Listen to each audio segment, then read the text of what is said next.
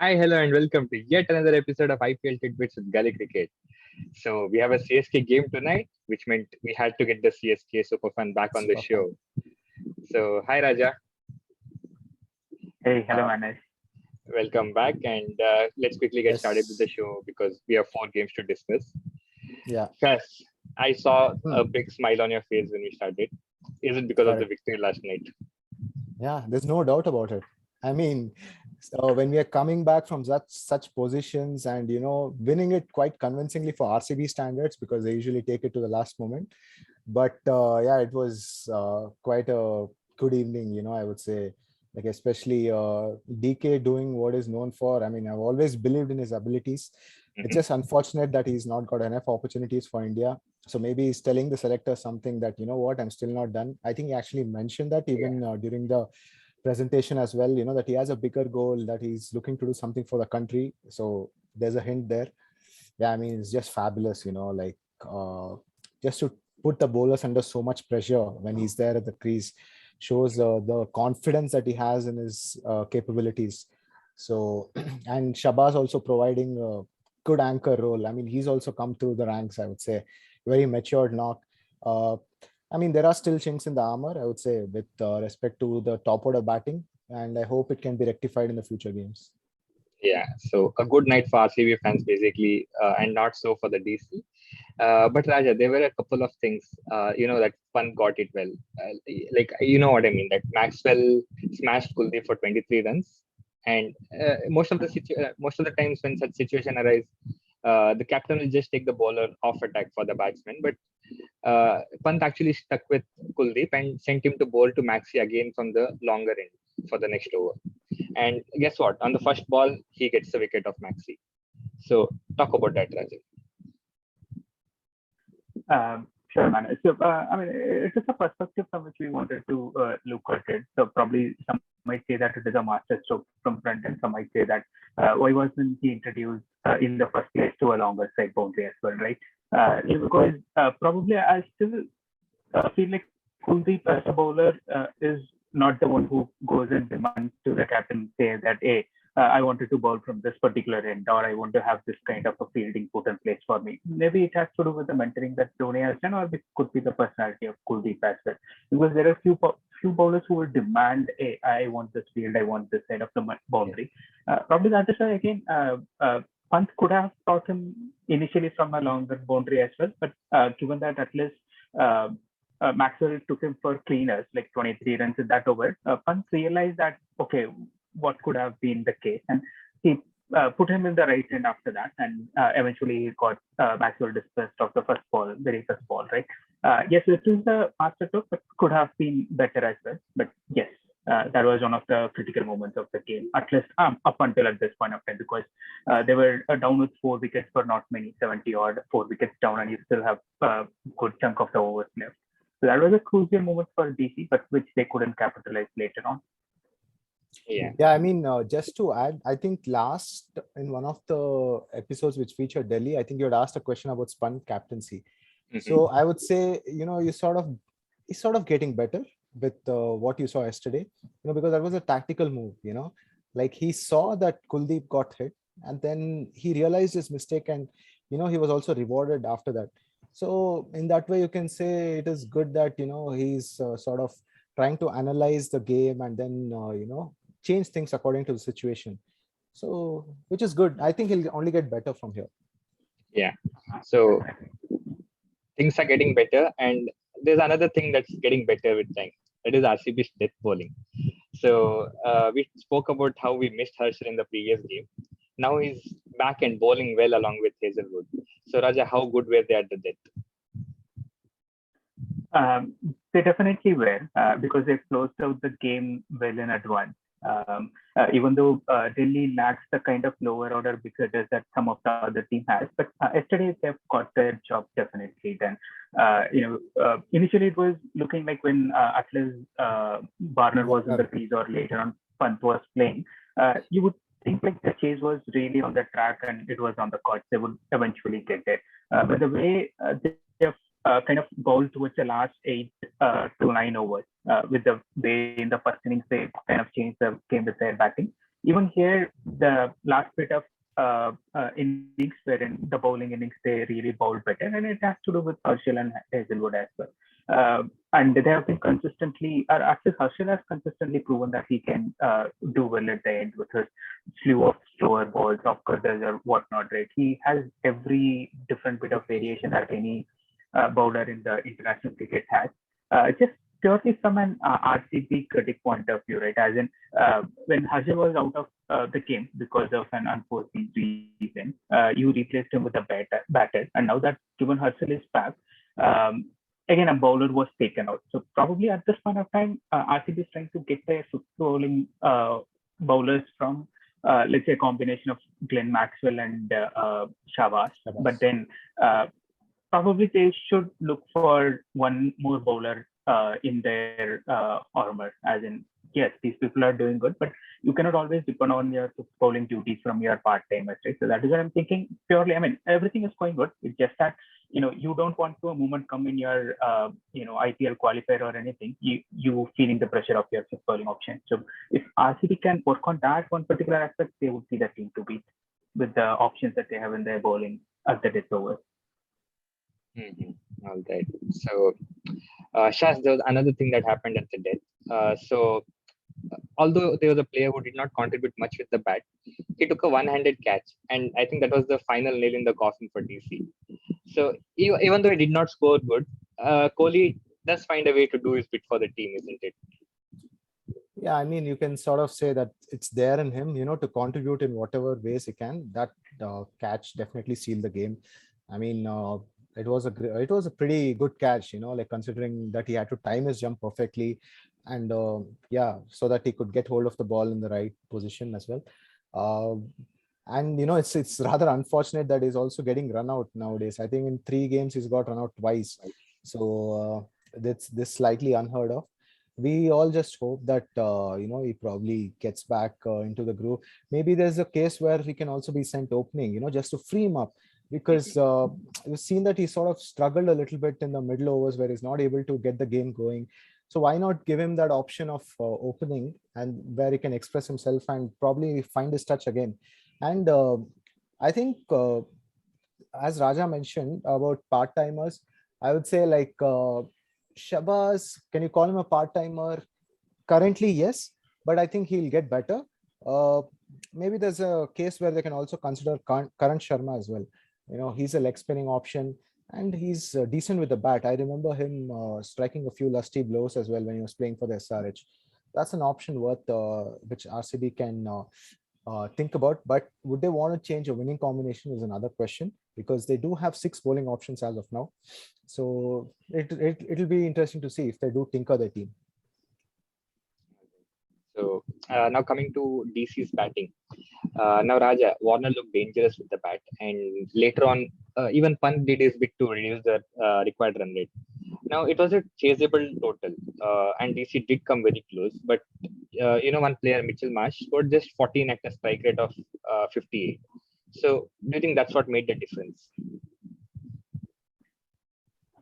In the end analysis, looks like it definitely would, because with the way Atlas David Warner and after that Pant were going, it was definitely chaseable. But then probably the way that March was kind of batting, probably they could have thought of him as one who was stabilizing then, like kind of playing the anchor role till the end of that innings.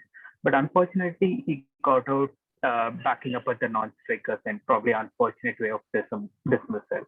But again, if he had not been run out, you never know what happens, because Marsh of late has been in good form for Australia in T20s, right? Because World Cup he has shown his full potential. But right after that, again, it has to do with the rustiness. He hasn't played an international game right after that World Cup final.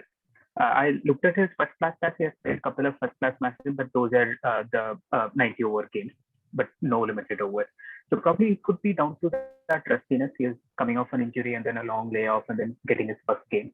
So as that innings eventually contributed to DC's downfall, but March as a player would definitely get better on from here.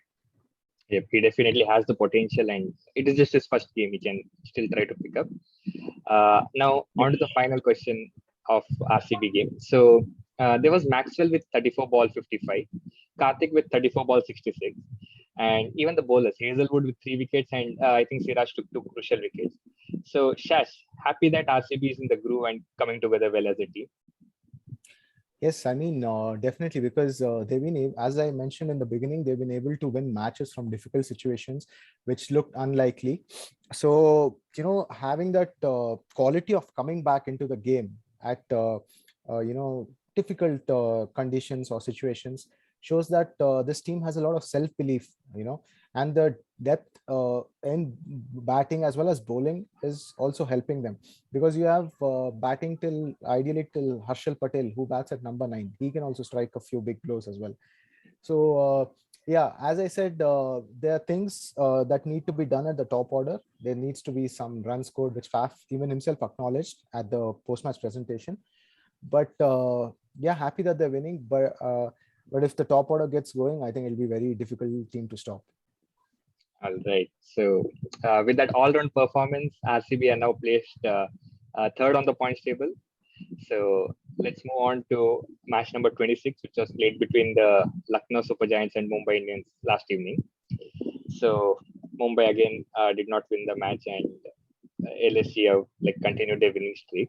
So now Raja, talking about Mumbai's troubles, Harsha tweeted that Bumrah needs to bowl 10 out of 20 overs to get them to a win. So how true is that? We keep talking about batting partnerships and how important they are, but looking at Mumbai, they're clearly missing Bolt. So is it also important to have a good bowling partnership? True, Monas, and I guess we discussed in one of our previous episodes where Mumbai lost their fifth game. We were looking at the bowling abilities or the potential X factor that is available within the Mumbai bowling. And apart from Bumrah, we do not see anyone contributing there. Because Bumrah is started little rusty and then he has improved on. But others, if you could see the likes of Basil Zampi or Mills or Sams, whenever they got that opportunity, they have been going plenty too for at least bare minimum 10 runs over or 12 runs over. So that is why, yes, definitely they are missing the services of Bolt. And given that the way or the strategize their auction, wherein they put most of the money into buying Orchard or retaining the likes of Fishan, they do not have a replacement at this point of time. Probably they could think about playing Meredith or Mayank Markande in place of Mills and Murugan Ashwin. But again, probably the lack of options at this point of time because of how they strategize the team. But definitely Bumrah alone cannot do bulk of the work. I mean, he can bowl at the maximum 4 overs, but easily the opposition can target the remaining 4 bowlers because all of them lack that X factor that we discussed. Is Mayank Markande still in Mumbai? I think I saw him in Rajasthan dress. I'm not sure though. Because I think in the last season he was playing for Rajasthan. It's been a while, I think, since he had moved from Mumbai. I think I told this in one of the shows. I don't remember, but Mayank and Trent Bolt, whom I mentioned, they've sort of left. They don't have many options, is what I said. I think I'm not sure though. Let me quickly check settings, but probably again that kind of signifies the lack of bowling options that is available with Mumbai at this point of time. Correct. All right, so we'll have it checked and we'll set it up before the match, next match of Rajasthan Royals. So now moving on to LSC batting. Shash, you spoke yesterday about how destructive the openers are. Yesterday was Rahul's 100th match and he scored another 100. Talk about that, Shash. Well, what would a way to celebrate your 100 match than getting 100 yourself, right?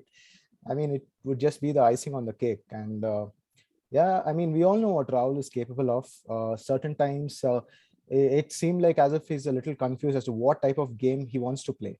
I think that is one of the reasons why he also left Punjab as well, because he was hardly getting any support apart from the top order. Now, I think he's sort of playing more freely, taking on the bowlers, which he's naturally good at. I think yesterday was a prime example of that. Everyone knows what quality he possesses. It's just that, consistency is sometimes lacking with him. But I think over the past year and a half, I think he's been really good, both for Team India and IPL. He has been one of the most prolific scorers no matter whichever team he plays. So I'm pretty sure most of the RCB fans would have regretted when they left him in 2016 as well. Yeah, but it augurs well, for Indian cricket that that he's playing well, and hope he takes the team forward. Yeah. So RCB fans are always disappointed after every auction when they leave a star player out. So Yeah, I would say I would still go on air saying that giving out Chahal to Rajasthan was a big blunder. Yeah. Not retaining him rather. All right. So even Mumbai did a lot of mistakes in the auction. Correct. Rajan, now Mumbai has a lot to worry about. They've lost 6 out of 6. What do you think? Is it over for Mumbai this season? Potentially, yes. I mean, there could be mathematically still permutations and combinations that could still make Mumbai into the top 4 come the end of the league phases. But if you have to be realistic, the answer would be yes. This season is kind of over for them. But again, they can think about ways of giving more opportunities for other players. Because given that it is again a 10 team, like last time it was 8. So even if you're 8, probably there are less competition for places. But given that 10 team, you would have to eliminate 6 teams. So yes, definitely the season is over for Mumbai purely from a qualifying standpoint. But they could still, lot to play for in terms of, yes, you still have 8 remaining matches within this. You could potentially, form your core team for next couple of years. I mean, you still have Chopra coming back, but still you have to sort out quite a lot of things. So again, probably it could be a cliche, but playing for pride and then working out your best options, that could be the way forward for Mumbai. Yeah, just to add to his point, I think one of the positives that at least I have noticed is the emergence of Tilak Verma, a 19-year-old teenager who's sort of done quite well, is what I would say. Even yesterday was looking really good, I think, until he got run out, if I'm not wrong. So I think that again changed the momentum of the game. So there are some positives is what I would like to say, because that's how they have to look at it currently, because there's not many positives that Mumbai have right now. So yeah, as he said, they have to start thinking about how they're going to form a core for the remaining 2 seasons. Yeah. So although Mumbai have lost all their games, they can still spoil the party for others. So who knows what may happen. So that was the day that was. 2 teams batting first have successfully defended their score. It doesn't happen often in this season, and in both Especially the games in it Mumbai. was and in both the games it was an Indian batter who stole the show. So moving on to today's Super Sunday, we have a double header yet again. So the first one, as you can see, is between the Punjab Kings and Sunrisers Hyderabad. So Shaz, let's begin with you. Dhawan has 5,980 runs in IPL, only the second behind Virat Kohli. Now, in the previous game when Mumbai played, I asked you if Rohit will get 25 and become the player to get 10,000 runs, and he got it. Yeah. So, can you tell us if Shikhar Dhawan will get to 6K today? Definitely, why not? I mean, considering how consistent he has been, not only in the IPL, like even for Indian cricket as well. As I mentioned in one of the other shows, that he's really unfortunate to miss out on not playing for T20s for India as well. Considering the type of player he is, he's always looking to score runs. He's again a slightly innovative player who's strong on both sides of the wicket, which is a good quality to have as a batsman, so that you can keep the bowlers guessing all the time. So definitely there is a chance that he's going to get to 6,000 runs, and I would be more than happy if he does that as well. All right. So both have won their last games. Both are on 6 points from 5 games. So Raja, is it a game of equals tonight? Definitely, yes, Manas. And it's kind of the mid-table mayhem currently that right? Because from your position 2 to position 7 in the points table, only win separates all the teams, probably within a touching distance of each other. And that is where, yes, these are our equals, but then each of the team will definitely be looking forward to win this game and then pull them ahead from the mid-table crisis that is currently at this point of time. And I also think like this is probably a battle between the best bowling units. I'm not sure if we can still call it as best bowling unit, but at least purely from an Indian terms, it is one of the best fast bowling unit in SRH to the batting unit in Punjab Kings 11, right? Because Punjab is known for at least this season, start from ball one. But in SRH, you have a good quality bowling lineup that is available. So an exciting prospect, and definitely yes.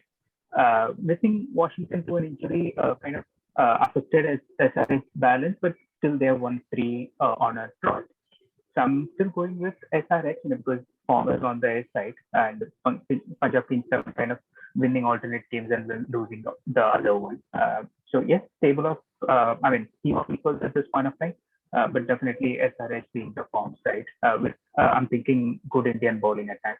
So if Punjab can win the toss and post a good score, anything about 170, 180, I don't think SRH would chase it. But they have the bowling lineup to not allow them to score anywhere that around. So interesting battle on the court.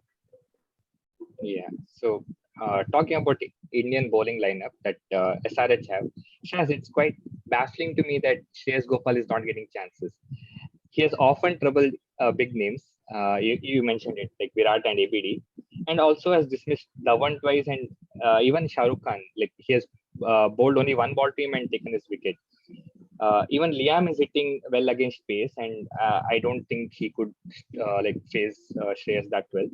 So is it time to bring the spinner out tonight? Might be an option considering the stats that you have actually put in. He has an edge over quite a few players that are playing in the opposition. So why not? I mean, I know you're winning games and you don't want to mess or tinker too much with the team combination. But if in T20, it's a game of matchups, right?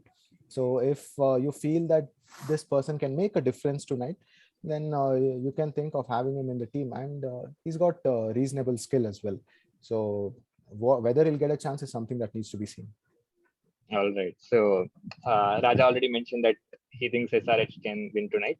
What do you think, Shash? Yeah, I'll go with the Southern team.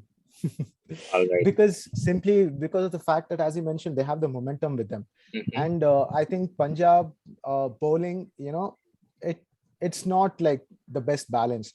One thing I would like to say is that the batting, they go all out. They have a clear intent. Yeah, but I'm not sure I can say the same thing about their bowling. All right.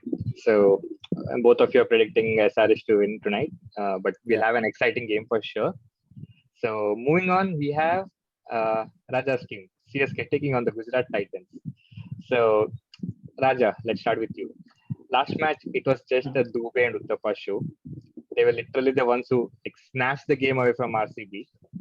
But the only difference is this time we have star bowlers from Gujarat side, like Rashid, Ferguson, Shami. I'm not saying RCB does not have star bowling; they're just not in form. So, what do you say? Can we expect a similar show from these two batsmen today again? I don't think we can try twice. To be honest, that was once in a season kind of an innings or a win for CSK because you are 2 down for 60 at the end of 10th over and you end up scoring 100 plus. Close to 140, 150 runs in the next 10 overs with these two batting the remaining chunk of 9 overs out of the 10. So definitely once in a season kind of innings that you expect from a team or a player. So I don't want, as in if it happens, yes, good, but I don't want to put the onus so much on them. Because there are other 11 people in the team, right? And Gaikwad hasn't scored runs, or Moeen Ali hasn't fired, or Raidu has not fired. So I'm hoping everyone could go ahead and contribute in this match. But as you called out, the opposition has good bowling attack. The pace bowling, to be frank. Sami and Ferguson have been consistently taking wickets in the power play. If you look at the stats, these are like two opposite teams in the power play bowling. With Gujarat having the highest strike rate average and then the number of wickets to Chennai having the second least in terms of number of wickets in power play, strike rate and average. And the one of the pitches that we are playing in IPL, which is kind of a pace friendly. So I'm still thinking Gujarat has the edge just purely because they have the bowlers who can make CSK pay. To be frank, if pace is there and with the batting that we have, not a regular international. They hardly play domestic. They just come and play IPL. So it could be kind of difficult for CSK today with the opposition and the kind of pitch that we are playing in. And again, that is where if miracle can happen, we'll still go and win it. But I don't want us to win it in that way. I'm hoping for more of a balanced team contribution from each and everyone, and then we setting up a good win like that. All right. A very detailed answer. And since you mentioned the bowling, Shash, I think Adam Milne is fit and might play for CSK tonight. Does that provide a boost to their bowling lineup? Yeah, if he's going to play, it's definitely going to add some pace to their bowling attack. He's someone who's known to bowl quite quick. And maybe if he comes out with concrete plans against the Gujarat batsmen, he might make an impact as well. Yeah, but saying that, Gujarat again is a team which has been high on confidence. They're one of the recently induced teams in this IPL along with LSG, and have been doing quite well. Hardik Pandya has been leading them from example in a few matches where he's been the top scorer and getting them runs. So I would say it's going to be an interesting battle on the cards tonight. All right. So coming to the matchups, Chess. David Miller has been dismissed thrice by Jordan, and Moeen Ali has been dismissed thrice by Rashid Khan. And both of this happened in 32 balls. So which matchup are you looking forward to? I would rather say Miller against Jordan, because Rashid is way too skillful, is what I feel. I mean, Moeen Ali has had his struggles against spin bowling, be it in any format, right? So I would say the matchup between Miller and Jordan might be interesting. That's provided Miller gets to bat. So, Raja, to the final question of the night, can CSK make it 2 in a row tonight? I'm hoping yes. Definitely they would have to. But again, it's one of the good teams that they are playing against.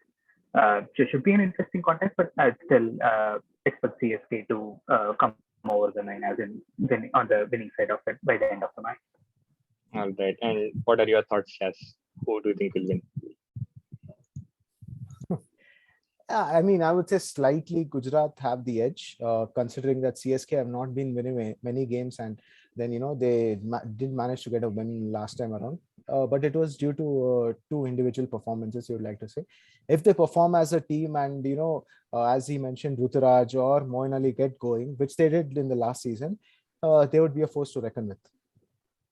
All right. So great inputs from you two. And let's move on to the man of the match contest. So Raja, like we have changed the format a bit. We are not using papers anymore. So we have spin the wheel. So let's start with Mumbai versus LSG match. So Shaz, who is the man of the match, right? The one who scored 100. Yeah, obviously. Yeah. So we got 3 entries, and this is the wheel with their names. Can you see it? Correct. Yeah. Okay. Yeah. Spin it. Hey, spin. Okay. Yeah. Oh God. Okay. Kanaka Gulwadi. Yeah. All right. Congrats. I'm assuming this is Sid's sister. Yeah. I'm not sure though. Is it? Yeah. I think his cousin sister or something. Okay. Mm-hmm. Okay.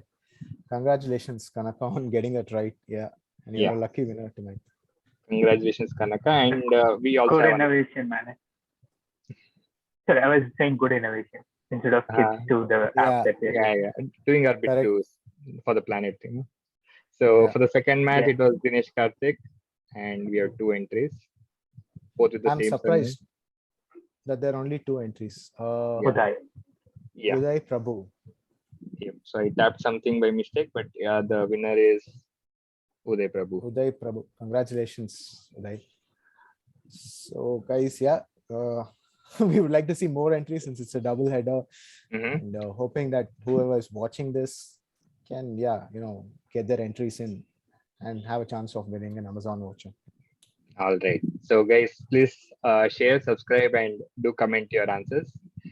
With that, we thank Raja for coming on this show, and we end the video here. So thank you guys. Cheers.